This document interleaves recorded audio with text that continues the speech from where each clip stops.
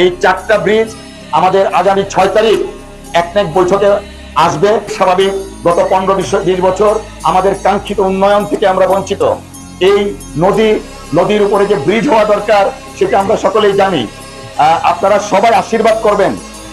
আগামী 6 তারিখে বাংলাদেশ গণপ্রজাতন্ত্রী বাংলাদেশ সরকারের একনেক বৈঠক অনুষ্ঠিত হবে। সেই বৈঠকে আপনারা আশীর্বাদ করেন যেন আমাদের যে প্রজেক্ট আছে, অর্থাৎ এই সুমেশ্বরীর উপরে 2টা ব্রিজ হবে। করতালি আগে দিয়েন না, প্রজেক্টগুলো আগে পাস হোক। 2টা ব্রিজ হবে সুমেশ্বরীর উপরে, আর আরেকটা ব্রিজ হবে আমাদের লেঙ্গুড়া নদীর উপরে, আর মহাদেব নদী রংছাতির।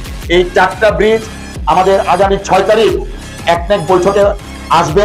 আপনারা জাতি ধর্ম বর্ণ নির্বিশেষে সকলেই আশীর্বাদ করবেন যেন অনুমোদন পায়। অনুমোদন পাওয়ার পরে আমরা এই ব্রিজগুলো দৃশ্যমান দেখতে পারবো। তখন আমাদের ছাত্রছাত্রীরা খুব ভালোভাবে কলেজে স্কুলে যাতায়াত করতে পারবেন।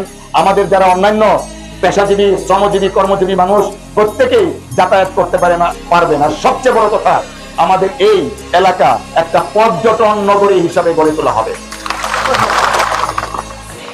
আমি সকলের প্রতি বিনয়ের সাথে অনুরোধ জানাবো, আমরা 1.5 মাস হয়েছে আমি আপনাদের সংসদ সদস্য হিসাবে দায়িত্ব পেয়েছি। আমি এই দায়িত্বটা আপনাদের সকলের সহযোগিতায় পালন করতে চাই। আপনারা সকলে আমাকে সহযোগিতা করবেন। আমরা সুন্দর মানবিক একটা দুর্গাপুর গড়ে তুলতে চাই, যেখানে প্রত্যেকটা মানুষের অধিকার আমি নিশ্চিত করব।